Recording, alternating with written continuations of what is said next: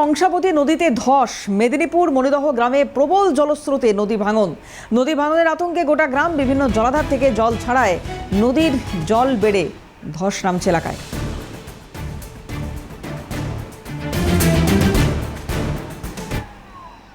টানা বর্ষণে কংসাবতী নদীতে ধস, ভাঙনের গ্রাসে গোটা এলাকা। মেদিনীপুরের মণিদহ গ্রাম, যেখানে এই ভয়াবহ পরিস্থিতি।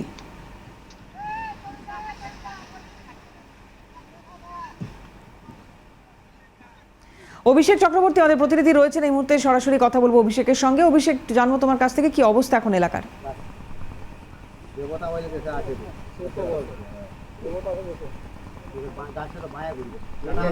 একদমই দেখো, আমি মুহূর্তে রয়েছি মেদিনীপুর সদর ব্লকের যে মণিদহ গ্রাম পঞ্চায়েতের মণিদহ এলাকা রয়েছে, সেখানে নদীর একদম পার, এবং যে এই যে যেখানে দাঁড়িয়েছে এগুলো জমিগুলো কিন্তু আস্তে আস্তে নদী গর্ভে চলে যাচ্ছে। গত প্রায় 20-25 দিন ধরে কিন্তু আস্তে আস্তে যে সমস্ত অংশগুলো রয়েছে জমির, প্রত্যেকটা কিন্তু ইতিমধ্যে নদী গর্ভে চলে গেছে। কারো বিভিন্ন রকম সবজি চাষ করা ছিল, কেউ ধান লাগিয়েছিল।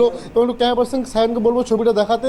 ছবিটা দেখলেই বোঝা যাবে যে কীভাবে কিন্তু ধস খাচ্ছে। এবং সকাল থেকে আমরা এসেছি এলাকায়, গতকালও এসেছিলাম, সেই জায়গায় দাঁড়িয়ে কিন্তু ধস কিন্তু ক্রমশ খেয়ে যাচ্ছে। কোনো রকম কিন্তু সেখানে সাধারণ মানুষের যে বিভিন্ন রকম যে সবজি, বিভিন্ন রকম যে তারা চাষ করেছিল, যে তারা যে বাড়ি নিয়ে যাবে সেই উপায় কিন্তু নেই। কারণ নদী গর্ভে সমস্ত জমি চলেছে এবং সামনেই কিন্তু গ্রাম রয়েছে, প্রচুর বাড়ি রয়েছে, যেগুলো তারা কিন্তু আতঙ্কের মধ্যে দিন কাটাচ্ছে। তাদের কিন্তু রাতের ঘুম উড়ে গেছে। প্রচুর সাধারণ মানুষ রয়েছে। আমি একটু কথা বলার চেষ্টা করবো যে কতটা আতঙ্কিত রয়েছেন আপনারা। আমরা এই মুহূর্তে যে আতঙ্কিত আছে, আমাদের ছেলেপুলে মেয়েরা নিয়ে কোথায় বাস করবো সেটাই আমাদের মধ্যে এখন সমস্যা দেখা দিচ্ছে। যা চাষ করেছে সব তো নদীতে চলে গেছে। এই মুহূর্তে প্রায় 20 দিনে প্রায় 100 বিঘার মতো নদীতে চলে গেছে এই 20 দিনে। এখনো পর্যন্ত কেউ এসেছিল প্রশাসনের তরফ থেকে? কেউ এসেনি এখনো পর্যন্ত। আমরা কেউ শেল্টার দেয় এতদিন ধরে ধস খাচ্ছে, এতদিন ধরে সব চলে যাচ্ছে। কেউ এসেনি। আমাদের এই তো যে চাষ করছে, এই তো চাষ চলে গেল, আর কি খাবো? খাবার কিছু আছে কি? আমরা কেউ শেল্টার দেয়নি, পরিবার দেওয়ার মতন কেউ লোক নাই আমাদের পাশে। আবার কি আছে, রাতের ঘুম কাটে লিখিয়ে, রাত্রেবেলা ঘুমায়নি ঘরে, পৌঁছে নালে কোথায় যাবো? হ্যাঁ, যে কোনো সময় তো হলে ঘরটা পড়ে যাবে, তাহলে যাবো কোথাকে? আর কোথাও যে জায়গা আছে যে যাই বাস করবো, সেও তো আমাদের নাই। ভোট এলে তো প্রতিশ্রুতি পান। ভোট আইলেই প্রতিশ্রুতি।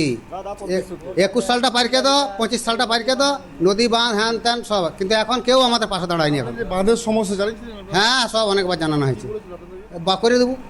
আজ কোথায় গেল তারা? কিছু কেউ নাই। আজকে এটা নয়, দীর্ঘদিন চলতেছে এটা। সে সিপিএমের আমল থেকে আপনাদেরকে বোকা বানিয়ে ভোটটা নিয়ে হয়। হ্যাঁ, ভোটের সময় আমরা ওদের ভোট দিয়ে দাও, তারপরে বাস নাই। আবার 5 বছরে ভুলে গেলি, আবার এলাকায় তারপর দেখা যায় নাই, মোটেও দেখা যায়নি কাকু। এতদিন ধরে যে জমি কেউ নাই। আর 21 দিন কেউ নাই। আমাদের পাশে যে কেউ দাঁড়াবে সেটাও আমাদের কেউ নাই। কেউ যে আসে আমরা সান্ত্বনা দিবে যে তোমরা এলে জায়গাপত্র দেওয়া হবে, ঘর দর সরিকে নিয়ে যাওয়া হবে, খাবার দাবার দেওয়া হবে, সেগুলাও কেউ এসে বলেনি। যে চাষের কিছু খেসারত দেওয়া হবে, যে জমি জায়গা চলিয়ে এটা খাবো কি, সেগুলাও আমরা কেউ বলেনি। কেউ পরিবর্তন দেওয়ার মতন লোক নাই আমাদের। এর আগেও তো অনেক জমি গিয়েছে, আবারও জমি যাচ্ছে, তো চলে গেল। আর কি করবো? এই তো কাঁচা ফসল নষ্ট হয়ে যাচ্ছে, ঝিঙ্গা, উচ্ছে, বেগুন, যে সকাল আমাদের লাগানো ছিল। আমরা খাবো কেন? রোজগার তো নেই, ওটার উপরে সম্বল পেট চলছিল। আমাদের রুজি রোজগার নাই। এই বাবুরা আসে ভোটের সময়, ভোট মাগে, ভোট দিয়ে দিই, আবার 5 বছর চলে যায়, কোনো তো কেউ ফিরে তাকায়নি। হ্যাঁ, ঘরের ছিটা বেড় ঘর, ইন্দিরা বিকাশ দেবো, আজকে নদী বাঁধে দেবো, আজকে অমুক করে দেবো, তুসুক করে দেবো, অথচ কোথাও কিছু নাই আমাদের দেশে। একদমই ক্ষোভে বুঝছে এলাকার মানুষ। আমি একটু আরও দেখানোর চেষ্টা করবো যে গত প্রায় 20-21 দিন ধরে কিন্তু আস্তে আস্তে যে জমিগুলো রয়েছে, আমরা যে জমির উপর রয়েছি, কোথাও ধান লাগানো রয়েছে, কোথাও কিন্তু সবজি লাগানো রয়েছে, কোথাও বাদাম লাগানো রয়েছে, বিভিন্ন রকম চাষ করেছিল এলাকার মানুষজন। এবং সেই ফসল কিন্তু আর কিছুদিনের মধ্যে তুলে নিয়ে বাড়ি যাওয়ার কথা ছিল, কিন্তু সে বাড়ি যাওয়া তো আর হলো না। এবং সমস্ত যে ফসল রয়েছে, সেই ফসল কিন্তু আস্তে আস্তে নদী গর্ভে চলে আছে। এবং পুরো নদীর যে পাড় দেখলে বুঝতে পারবে যে আস্তে আস্তে কীভাবে নদীর পাড়গুলো খেয়ে নিয়েছে। এবং আস্তে যত বেলা বাড়ছে তত কিন্তু দেখা যাচ্ছে ধস কিন্তু আছে। এবং গত 20-21 দিন ধরে কিন্তু একই রকমই ছবি ধরা পড়ছে এলাকায়, কিন্তু দেখা মেলেনি। এবং আমি একটু দেখানোর চেষ্টা করবো, ক্যামেরা থেকে বলবো, এই যে ফসল লাগানো রয়েছে এখানে কিন্তু ফসল হচ্ছে, এবং এই যে ফসলের গাছ লাগানো হয়েছে এখানে কিন্তু ফাটল দেখা দিচ্ছে। এই যে ফাটল দেখা দিচ্ছে, এটা কিন্তু যে কোনো সময় কিন্তু ধস খাবে, পুরো কিন্তু ফাটল নিয়ে নিচ্ছে। এবং আস্তে আস্তে কিন্তু বিঘের পর বিঘে জমি কিন্তু চলে যাচ্ছে। এবং এই যে পুরো চারিদিকে যে ফসল লাগানো রয়েছে, এটা কিন্তু অনেকটা জায়গা কিন্তু ফসল লাগানো ছিল, কিন্তু গত এই কদিনের যে ধস খাচ্ছে, সেই ধসে কিন্তু সমস্ত জমি কিন্তু নদী গর্ভে ইতিমধ্যে কিন্তু চলে গেছে। এবং এই ধস কিন্তু ক্রমশ খেয়ে যাচ্ছে, এটা কিন্তু কোনো রকমভাবে রোধ করা যাচ্ছে না। ভোটের সময় নেতারা প্রতিশ্রুতি দিয়েছিল কাজ হবে, কিন্তু নদী বাঁধ বাঁধানো হবে, কিন্তু এখনও পর্যন্ত বাঁধানো হয়নি। সেই জায়গায় এতগুলো সাধারণ মানুষের জমি যে নদীগর্ভে চলে গেল, তাদের যে ফসল চলে গেল, তারা খাবে কি? এর উত্তর কিন্তু কারো কাছে নেই, এখনও পর্যন্ত প্রশাসনের তরফ থেকে কেউ আসেনি।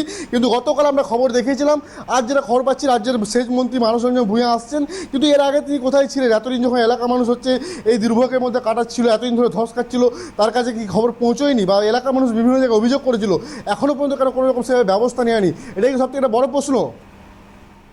অভিষেক, আপাতত অনেক ধন্যবাদ তোমায়।